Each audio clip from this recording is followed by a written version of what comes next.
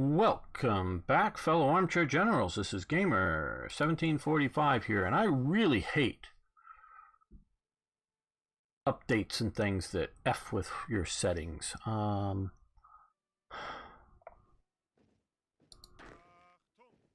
It seems to be, I had it set so that the microphone didn't pick up the audio from the computer, and yeah, I know I could wear headphones and whatnot, but I don't have good, comfortable ones. Just looking at the order of battle. Okay, just 2 infantry brigades. So if anybody knows how to get it so that it doesn't double pick things up. So I hope the audio isn't bad. Love your feedback on it. On that, love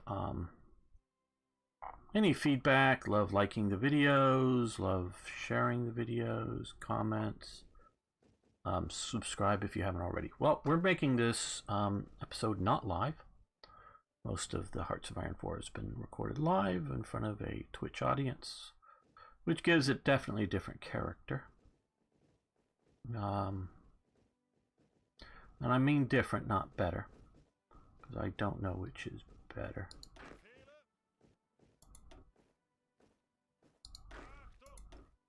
Let's spread these out just a little bit.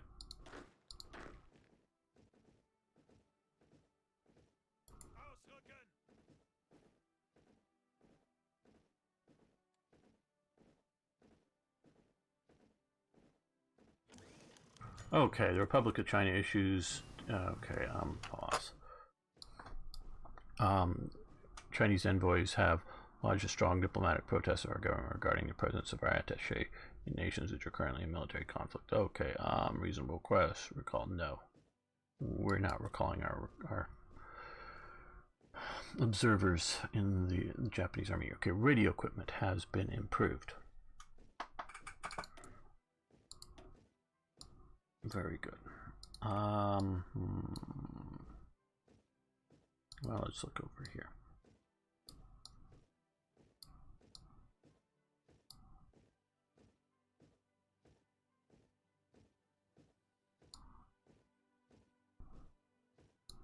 Fuel storage, fuel capacity plus 5%. Okay, only 49 days. We'll do that.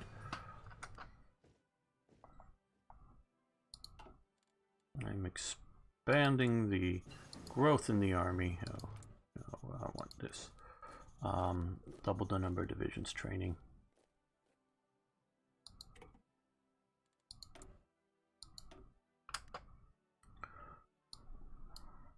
Okay.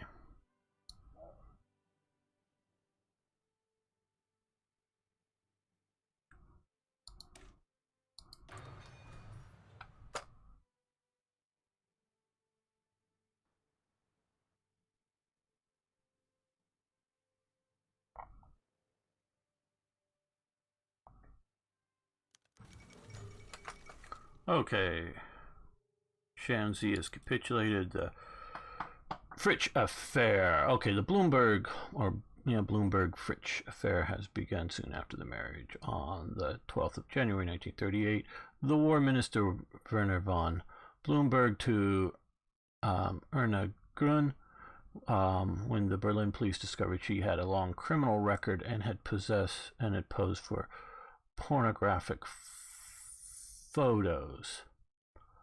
Don't know if, trying to remember. I've dealt with this a lot. It's a god-awful colorization attempt. Oh! Okay.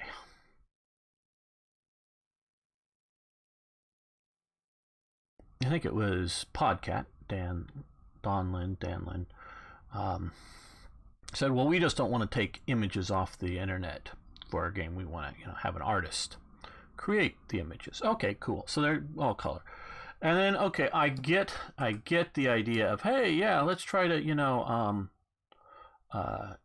keep everything sort of similar so it's not jarring and looking at it. But look, a green top hat on this guy, which would be black, of course, and just god-awful. I mean, really, people, wouldn't it be so much better? And yeah, I'm talking to you Black Eyes people because you're putting the goddamn images in here. Wouldn't it be better to have a nice black and white image than a god-awful colorized piece of crap. Sure, if you've got a great color artist, and I don't know that you got to get like all the metals right historically and someone's going to do all the detail, and spend hours and hours on each of these photos. I'm not even asking for that. I'm just asking for something other than this sort of, I don't know, pink to my eyes and green bush to just something other than this. Keep this.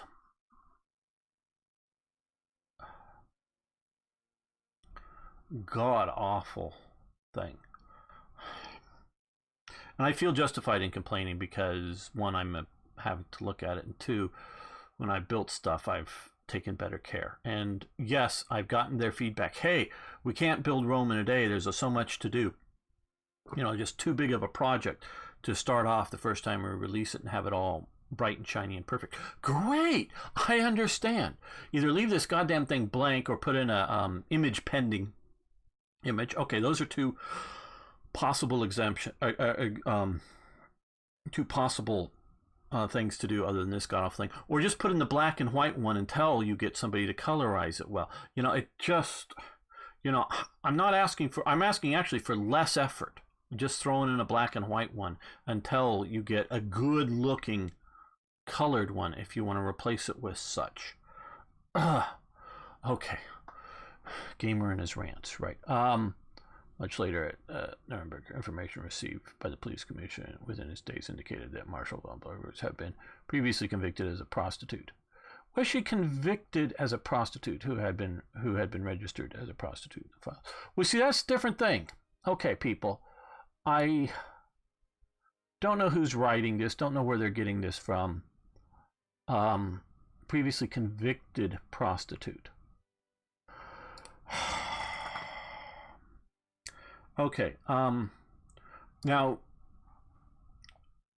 Weimar and Germany's before it, it only really starts to centralize under national, standards under the Nazis, which many of those persist, though there's still variations within Germany. There's not one set of laws for all of Germany, absolutely know that, but I have looked at the Weimar, and particularly Weimar Berlin. Prostitution was not illegal. Prostitution was very legal. Now, to be a prostitute, you needed to be a registered prostitute.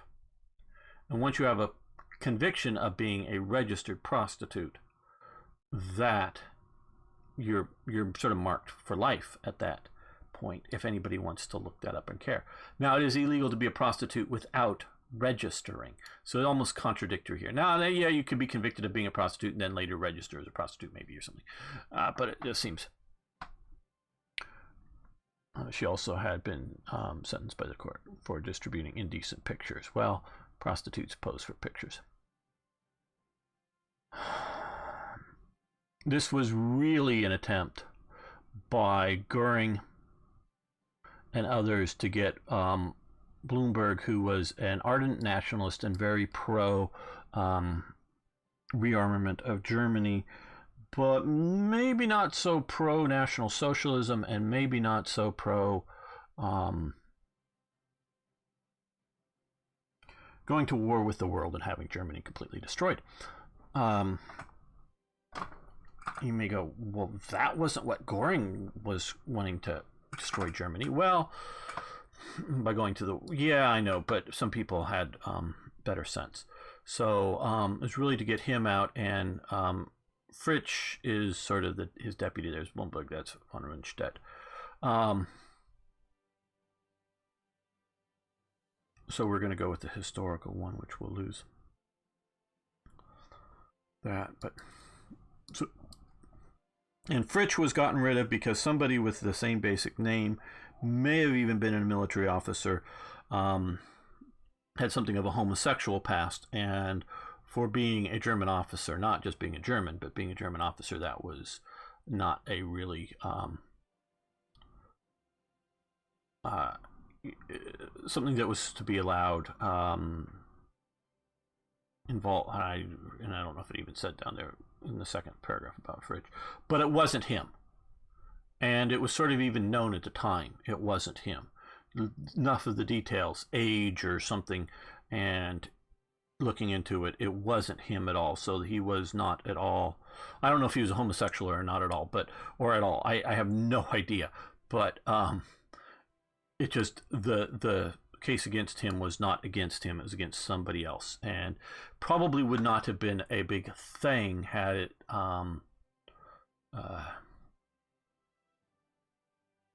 not been sort of simultaneous, more or less, with Bloomberg and wanting to get rid of him. Okay.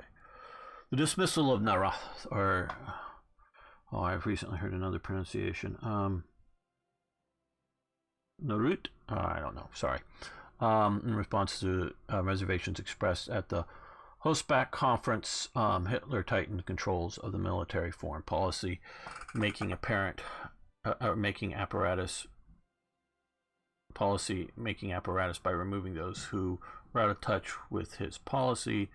In February 1938, Narath was sacked as foreign minister during the Blumenberger Fitch. He felt his office was marginalized and was not in favor with Hitler's aggressive right. He wasn't. Detailed. He was succeeded by von Ribbentrop, but remained in the government as minister without portfolio to allay concerns that his removal would have caused internationally. He was also named president of the Privy Cabinet Council. Okay, so we will go with him as well.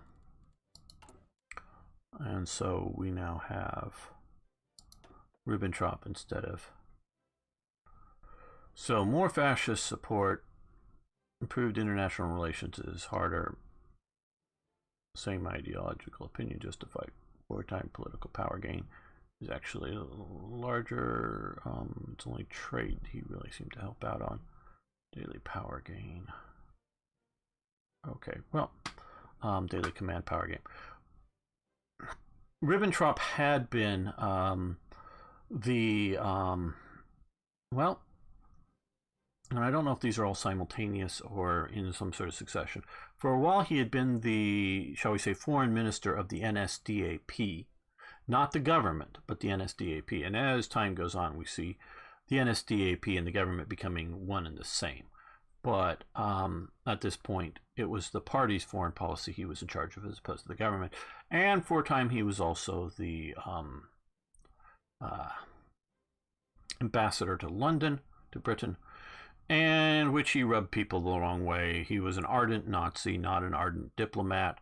He was definitely involved with international relations, but it's not in being a smooth talker kind of thing. I don't know that I would call him an iron-fisted brute, though he was definitely known for the idea of, hey, if Hitler says, well, we ought to lock these people up. No, we ought. Ribbentrop would, if he was in that conversation, he'd always come back. No, they should be shot. It was always taking everything a bit further than what Hitler suggested the step might be. That was sort of his gig around whatever Hitler thought. He thought Hitler wasn't going far enough to curry favor with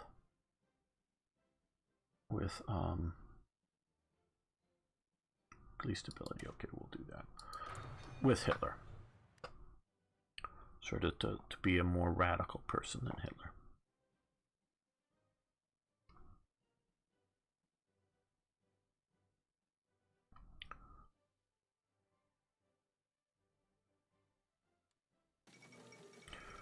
Indian National Congress triumphs in provincial elections. Okay. And Reichswehr-Kermingering. Okay, well, we've got Reichswehr-Kermingering. Now, I think it may be time. Can we get Anschluss? Okay, we can. 50 days.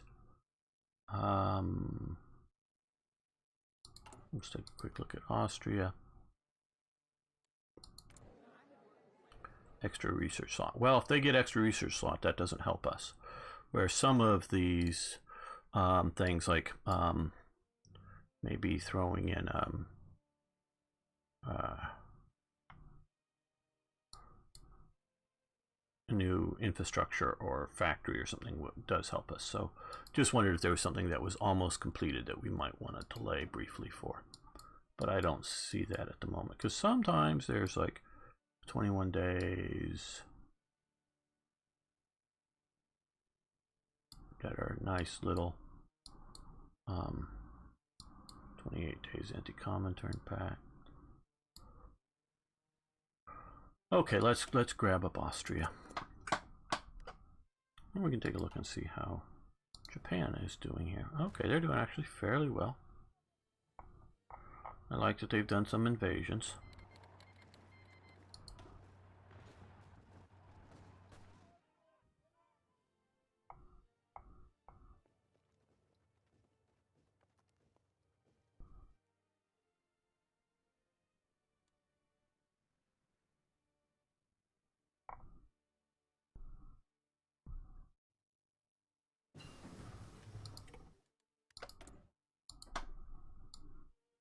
Okay, so we just got excavations. Let's see. Nylon research, Folsom Jaeger. Steel industry.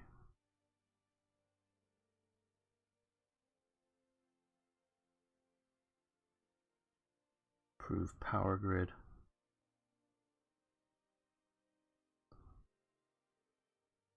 Chemical industry.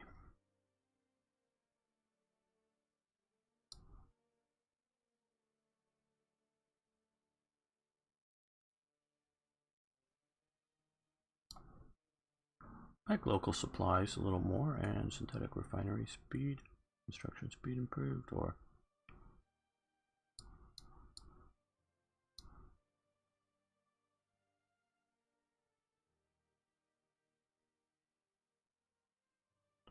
those are both really long term. Not short either.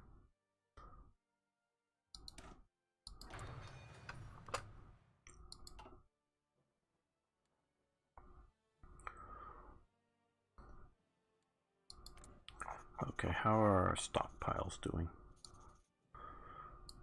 Okay, tanks good. Not enough there, but the light tanks good.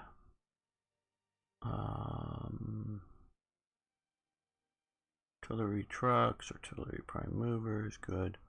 Where's more trucks and transport, military vehicles? Okay, reasonably good. So what I think we want to do here is let's go with a 37, I think, division, and let's also look. Yeah, that looks like pretty decent. And how does the okay? Lots of Panzer IV is needed. Wow. Okay. Sort of surprised that the 37 was such a Panzer IV intensive unit.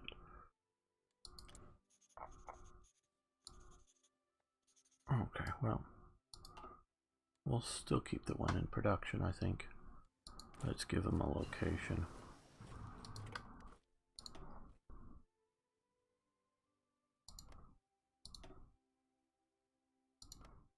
Let's add one to just make it one instead of continuous.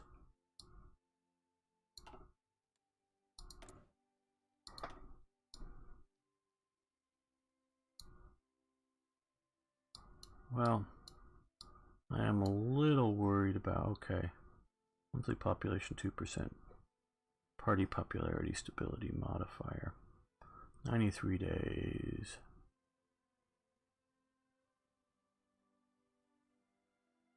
Let's go with that one.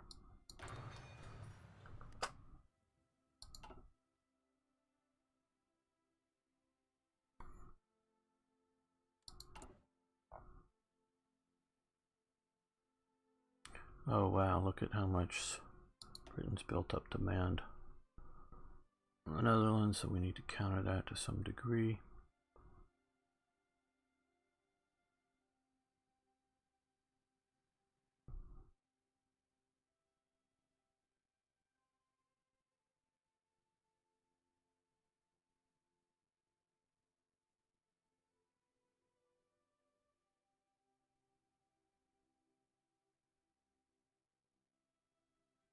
Okay, we'll motorize that infantry division.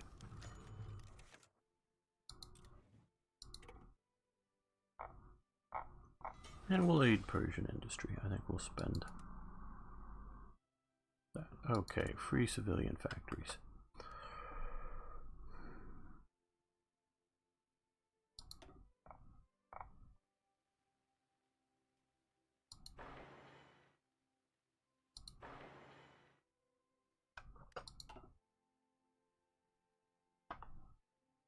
I hope you're learning from this.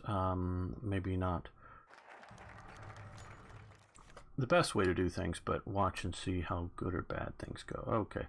Yes, we get Austria. Yay.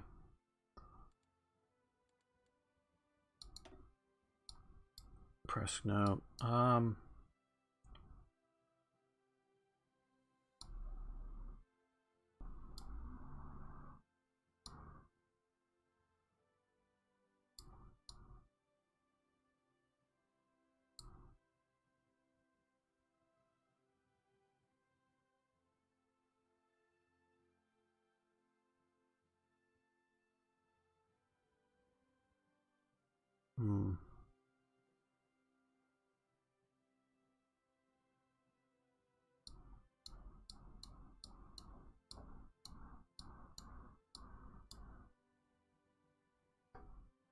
See, just don't know why 21 days for Junkerschule Bad Schultz. Or Bad Tolz, sorry. Junkerschule Kligen for 16 days. As a national focus.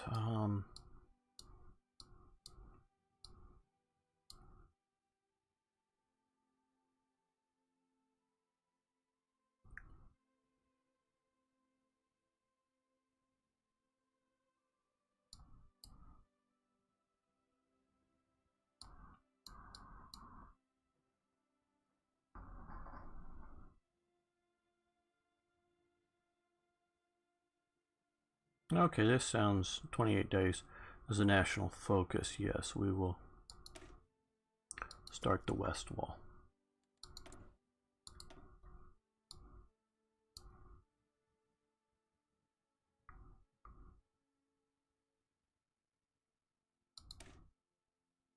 Okay, that's already been researched.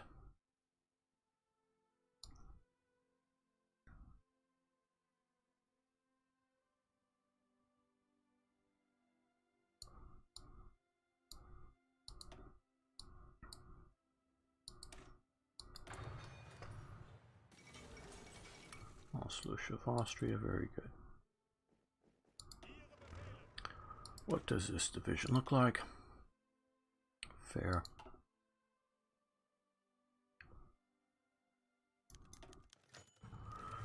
No, pause.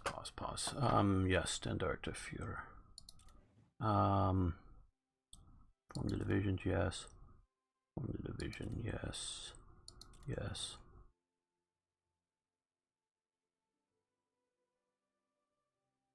Nah, following.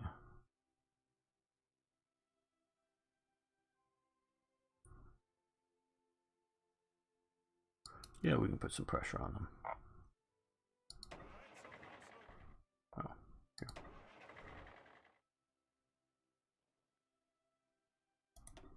Put them under Hauser.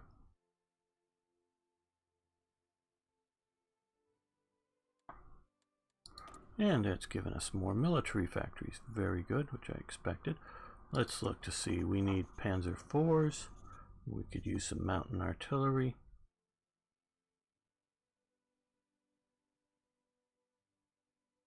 And some motor transport vehicles and radios. Oh boy, lots of things. Okay. Do we have any mountain artillery in production at all?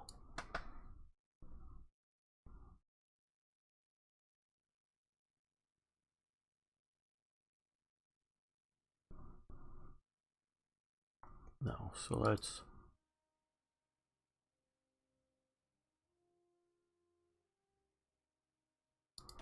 get at least some in production. Okay. We need more radios.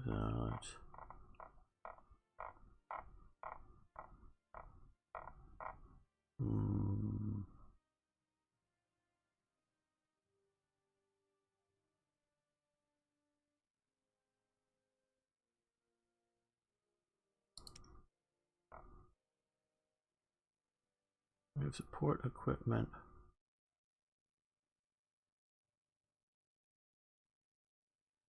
Is that the radios, or is radios?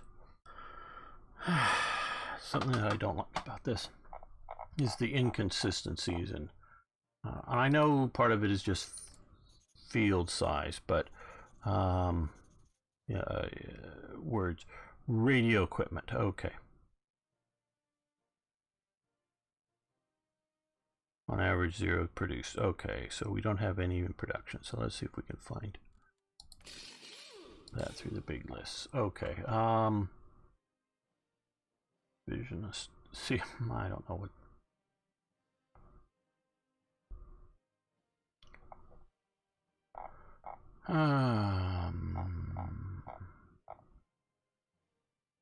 Or have we just not researched the right thing? Oh, here's radios. Right here. See, here it is. It's radios. It says radios. I just didn't notice it. You were probably all shouting at me. Okay, we'll do 2 of those to get them up and going. Maybe 3.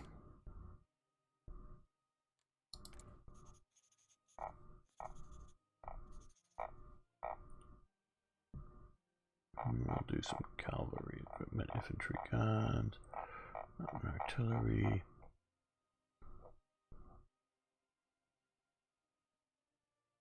Transport vehicles. Let's see if we can also do recon infantry. Okay.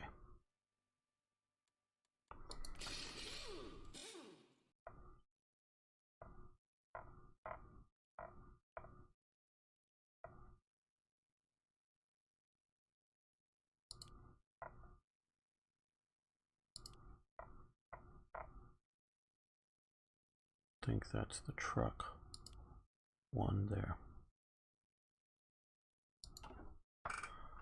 Okay, hopefully that'll help. Let's give this unit to our armored forces, as well as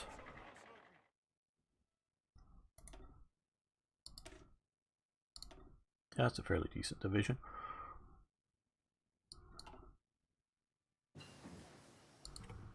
Tank workshops, very good. That'll help. That'll help. And truck workshops will help too.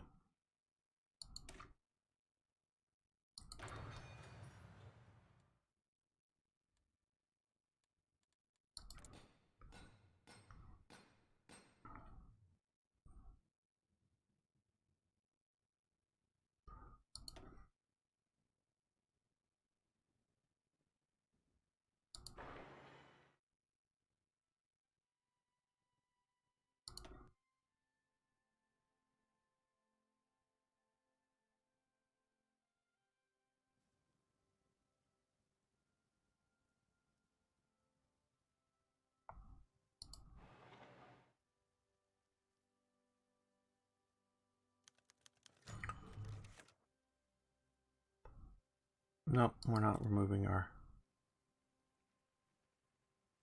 observers.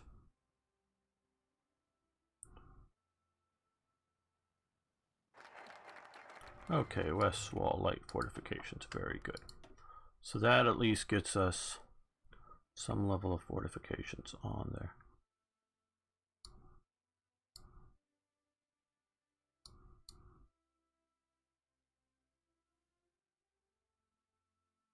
Yeah, motorization, production cost, I see cost down by 10 and 5%.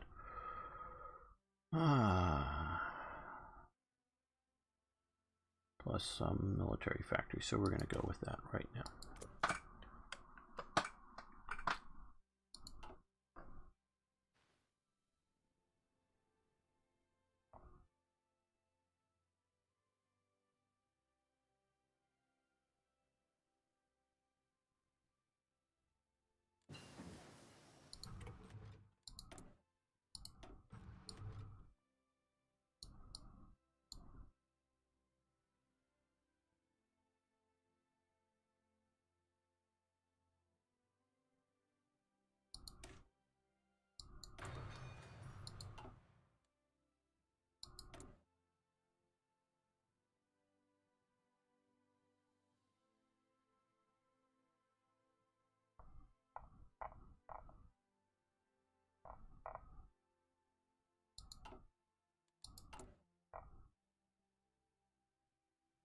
Fund Argentina's Nazis. Okay, we'll do 40 days to civilian factories. Okay, we'll do that.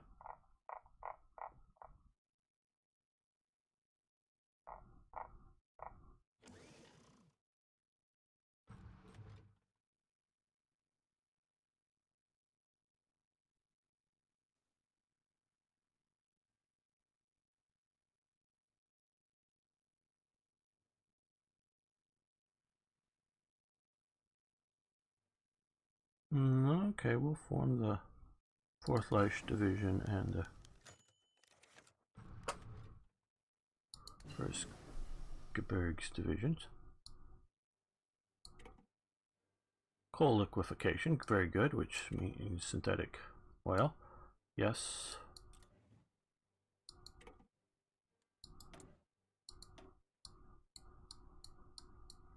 Okay, which is that, right. Very good, we have that. Chemical industry.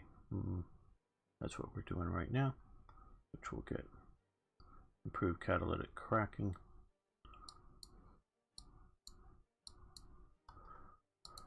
Well, let's look at some other improvements here. Well, we want to pursue down this path here to get better fighters.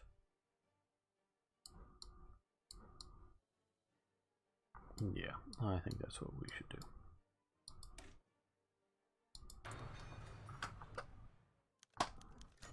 Yes, we're going to form the division.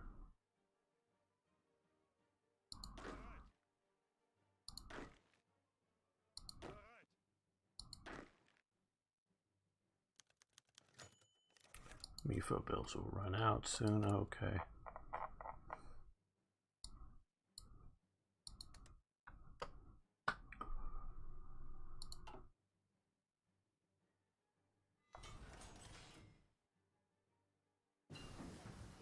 Chemical industry, yay.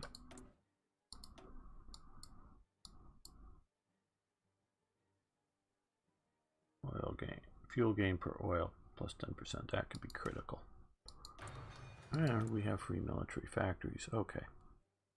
Let's look back here at our needs.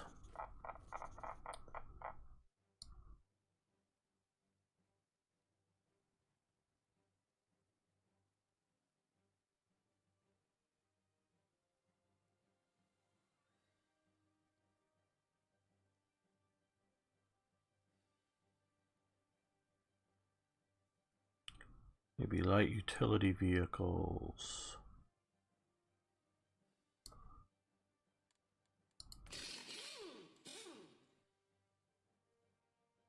Sort of the Kubel wagon and the Hortzbash. Sorry, Germans. Pre-war light utility vehicles. You know my pronunciation is terrible. Expand the Opal works. Very good.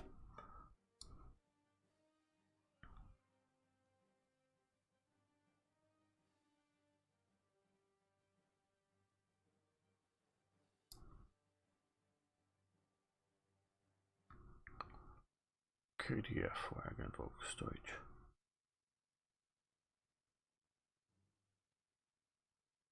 Where's KDF wagon? Which is the Volkswagen, of course. Yep, and you're probably all shouting at me. It's right in front of me or something. Right here, okay. So we need to...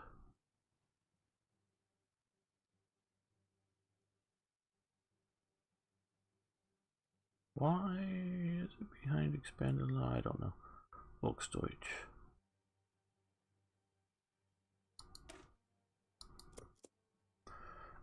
Now, I've recently been reading the book Hitler's Empire, which is so far fascinating. I'm just in the first, I don't know, quarter of the book. So I don't, you know, and they're dealing with pre-World War I elements, World War I elements, Weimar elements, Hitler's elements. We're sort of now more or less, as the story's going on, up to the invasion and aftermath of Poland. So yeah, folks, I don't know everything. I am not a super expert on every element of. Let me get more radios of stuff and still learning, so please understand that. I don't think of myself as anything like that. I've still got a lot to learn. But what sort of with okay, and they suggested slow down to like a 1 or 2 while I talk, so the game still goes on while I can talk. Even in the Weimar period, particularly when dealing with Poland, but some of the other places, there was very much a idea of restoration of the German Republic, and they wanted to look back to I don't know, what is it, the 1848 revolution, and sort of have a united Germany, including Austria, as a republic, not as a Hitler thing, but as a republic type thing. And they were trying very much to dissuade Germans, and I say Germans because these are people that had been part of the German Empire and Germans in 1918. So this is, some of this is happening in the 1920s, so maybe just 5 years before, that are now, and there's, when Poland is formed and the Poles take over, categorizing people, are you Polish or are you German? And they had not maybe so much racial ideas, but sort of cultural ideas on that, and registering who's who and who's what. And obviously they were giving significant favoritism towards Poles. So it's not just Hitler brings up race and everybody else is, pure as the driven snow and never even contemplated it. Now, maybe I need to state this, but obviously people coming out of the 19th century often confuse the term race versus ethnicity, meaning your genetics versus, say, the language you speak. Again, I like to use Japan as a good example. Most people who speak Japanese, and really do so naturally, are genetically Japanese. I'm sort of getting off the trying to use the term race here, because it does have, because a lot of people will talk about various races, including, like Churchill, the British race, and comparing it to the French race. Does he really think it's genetically very different? Especially now, Churchill has already at this point written the history of the English-speaking peoples, and so he knows that the sort of ruling elite class are the Normans, which are a mix of Norsemen and French, as they sort of Normandy came down here. So I don't think he's really talking about your genes. Now, he is talking more about your genes when he's talking about furtherly, people around the world. But I think he's talking as much about culture, because he'll also talk about Muslim in that way too. And I think he's, again, talking as much about culture as genetics. So a lot of these people use, the Polish race, the whatever. And there very well may be a genetic markers that we could identify, either we already have been or somebody will eventually identify as something that might be correlated to the Polish race. There very well might be. I don't know what they are. I'm not a geneticist. That's not my point here. But and as time sort of goes on, and this is also happening as well in Czechoslovakia too, and other places, more and more German-speaking peoples, former citizens of either the Austrian Empire or the German Empire, shall we say, start to try to recategorize themselves as Polish or Czech or something else, just to not be discriminated against locally. But also a lot of them during all this are migrating to Germany. This is starting under the Weimar government and continues under the Nazi government. But even the Weimar government is trying to dissuade people from Germans from migrating to Germany, because they want the Germans there to be a reason, an excuse to regain territory. I think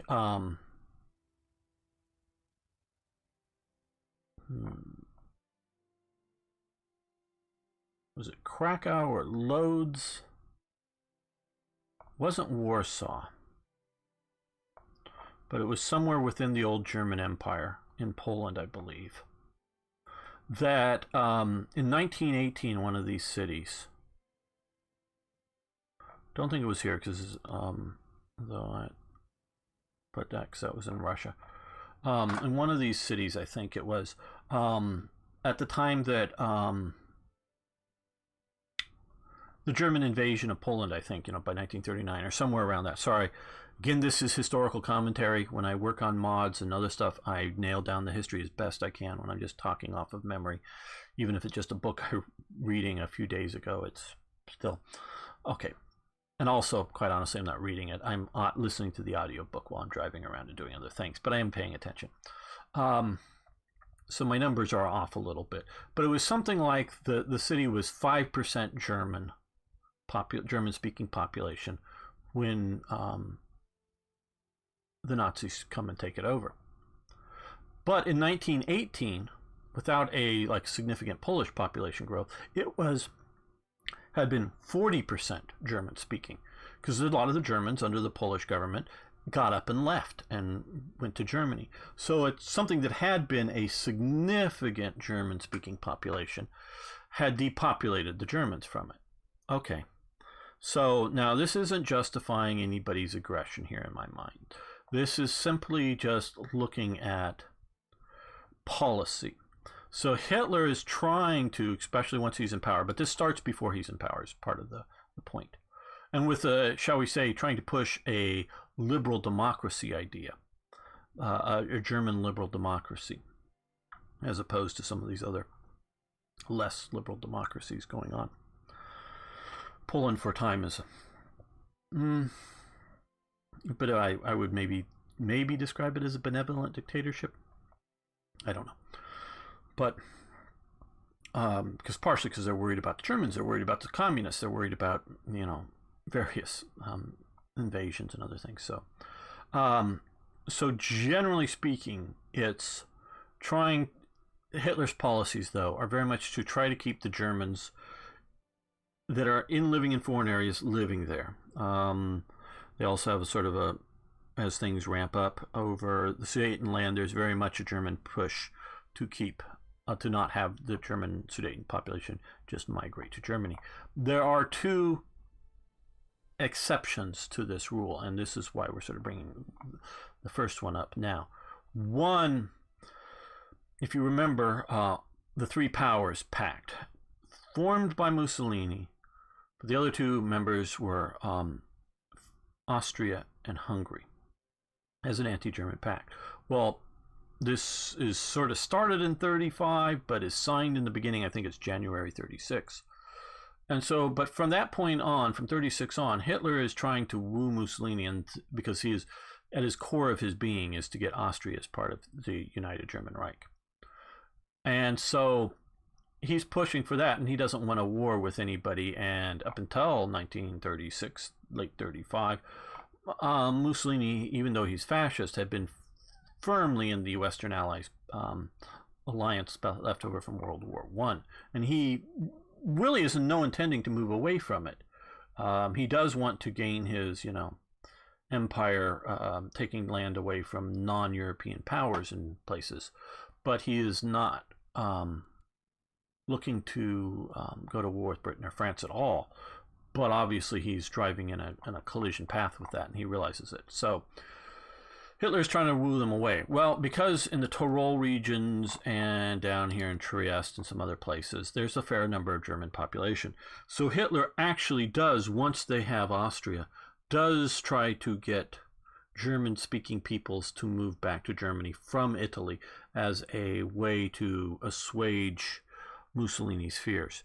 Actually, as a percentage of the people, I mean, it's like 10, maybe 20,000 people over the whole Nazi, post, German takeover of Austria, maybe 10, 20,000 people. It's a very small percentage. As a percent of the population that moves, it's a very small percent. So that is one of the two exceptions to his rule of trying to keep the people in place to use as justification for taking over the land. Brownie points to anyone who can name the other basic exception to the rule.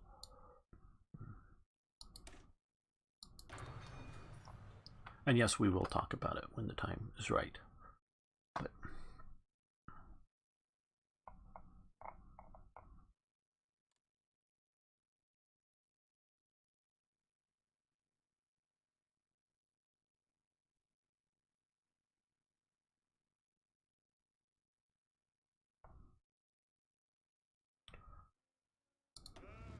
let's look at this.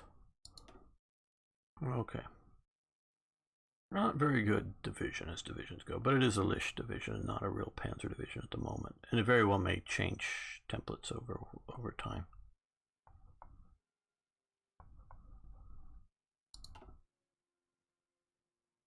But we'll give him to Guderian.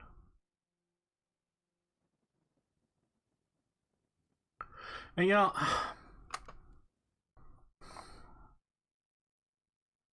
how do I say this? If I'm going to have, say, 10 things called divisions, I want them to be the best. Okay. If calling something a division is its primary limiting factor, it's sort of like if I'm going to have 10 tanks, well, do I want 10 medium tanks or 10 light tanks? No, I want 10 medium tanks. But things aren't always a binary choice like that. And maybe I'm just a contrarian, and this does look awfully light as a light division. But the concept to me is not in and of itself a bad idea. Because of two basic facts. No, I would, and this isn't, no, I would not want to use this division as a breakthrough division. Let's look at the first. Okay, much better. A little weak on infantry units, but much better division. There, as we can see here, anti-tank, motorized anti-tank, yes, okay. So this does have support anti-tank in it, so it's not, you know, entirely weak. So these things aren't equal. Now, because I'm always looking at either like North Africa or Russia or some big theaters.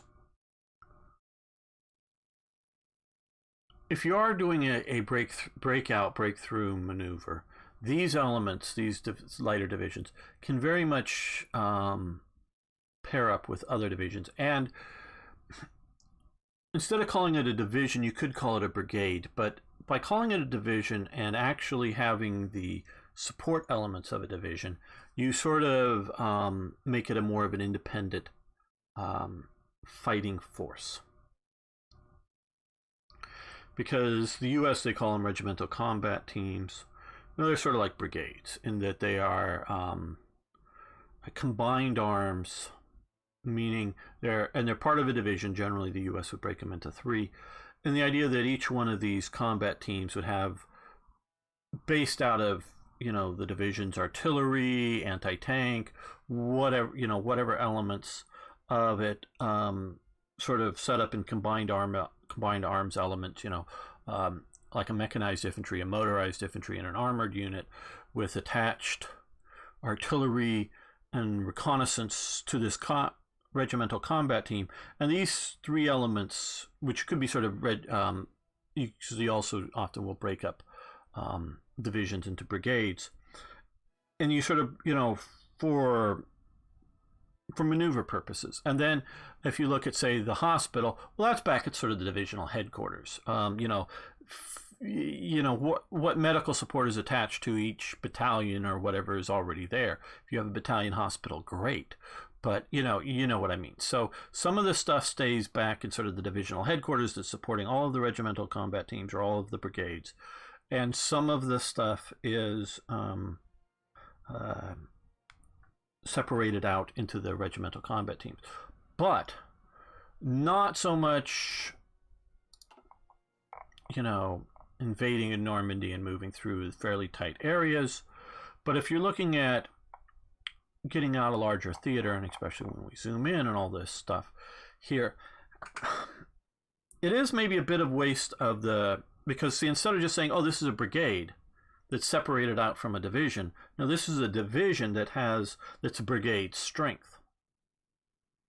Again, goes back to all those support elements, like the hospital, like the tank repair shop, like maybe a heavier artillery, not like a super heavy artillery, but instead of 150 millimeter type or 155 in the American sense, artillery guns instead of just 75s and 105 millimeters. You have your sort of divisional pool of elements there, and if you really are Germany and you just don't have enough of those divisional elements, yes, I understand that.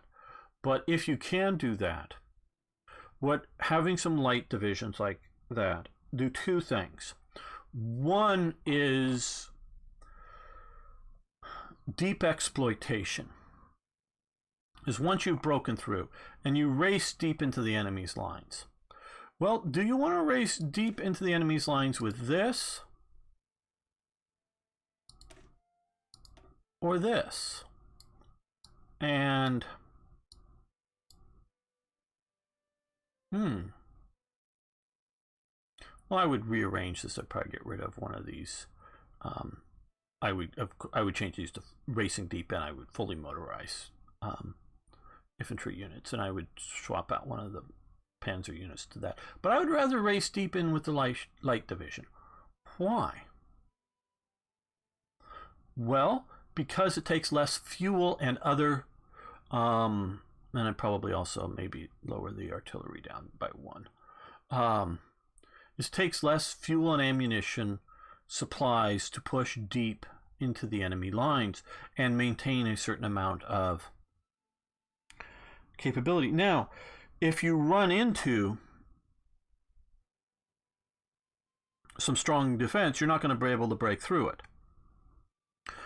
But notice what I was saying. Exploitation after you penetrated in, to punch as deep and as fast as you can into the enemy's rear quickly.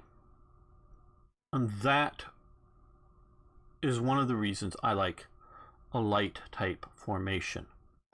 Doesn't need to be, I mean, you wouldn't put heavy tanks in a concept like that. Doesn't specifically need to be light tanks either, but you get what I mean with this. And so that is really good. So you have, in essence, you're pushing a reinforced brigade with divisional aspects up forward. The other place you have is the reverse. Is you punch deep or you punch hard with one or more as a grouping, say 2 or 3 armored divisions. And these guys are sort of following along behind, sort of doing the encirclement bits that are trying to keep breakouts and break-ins from happening, not so much as a static infantry, we're occupying each one of these provinces with an infantry division, keep, hold that line, with a big pocket in here, if we pocketed a bunch of troops in here. More of, hey, here's a motorized armored force that can move around and identify either attempts to break out or attempts to break into it, and they move to react to it. And now part of the whole idea is this is being done with a velocity of warfare. This is not Kursk or anything like that, in which, well, you say, gamer, yeah, but they just organize up 3 or so, German armored divisions, which are really sort of brigade-sized units, but so, and then come in and smash. Of course, yeah, once they organize up, but that's long. That's well after it. We're talking about smash, breakthrough, race into the deep, create a pocket while everybody's in confusion, and you're having a lighter force moving around, taking less fuel, less ammo to have to move around. That's a reaction force while moving your, in Germany's context, horse-drawn infantry divisions in to sort of build that solid line. So I like the idea of some light divisions. But if I'm going to have, say, 5 divisions in North Africa, I'd like them to all be nice armored divisions because I'm only having 5 divisions. But if it's like, you can have 4 divisions. Well, do you want this extra light division? You either get 4 armored divisions, or you can have 4 armored divisions and this extra light division. Oh, okay, I'll take the extra light division, kind of thing. So if it's additive to the forces, as a commander, I'm well for adding it. As a production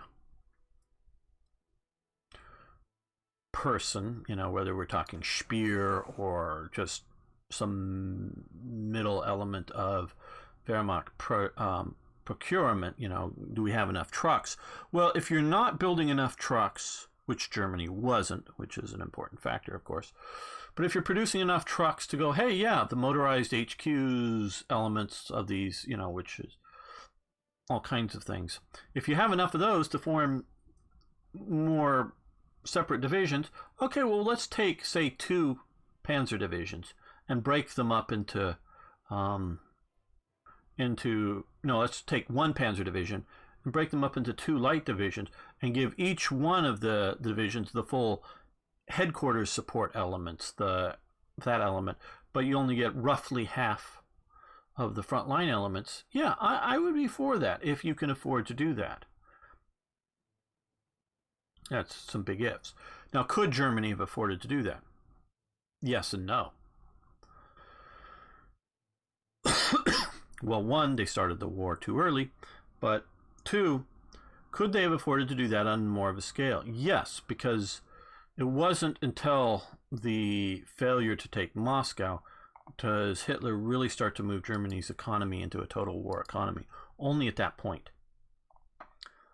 That is part of why Speer, I'm still a fan of Speer's production capabilities, getting organization. We've talked a lot about that. But we also have to look at that Speer comes into his position as production at the time because Todt dies in the plane crash at that time of deciding to move over to a total war economy. So it's not that, hey, we've been trying really hard and been unable to do it, let's get Speer in, see if he can do it. No, we have not been trying really hard. And the fact that we've actually reduced production after the defeat of France on many things, partially because the army's going, yeah, those Panzer IIs aren't that useful, so we don't need to produce any more of those. Oh, those Panzer IIIs with the 37 millimeter guns. No, we need to develop the, whatever model, the N, the J, the whatever, with the 50 millimeter, really good guns. So we don't need to keep the Panzer IIIs in, with the 37 millimeter in production right now. We can sort of stop on that. Wait till we get the better next war's tanks, because that's sort of how they're thinking. The next war's tanks, because even though some of the high command may know this at different points, a lot of the middling people don't know this, that the next war is coming real soon when we're invading the Soviet Union.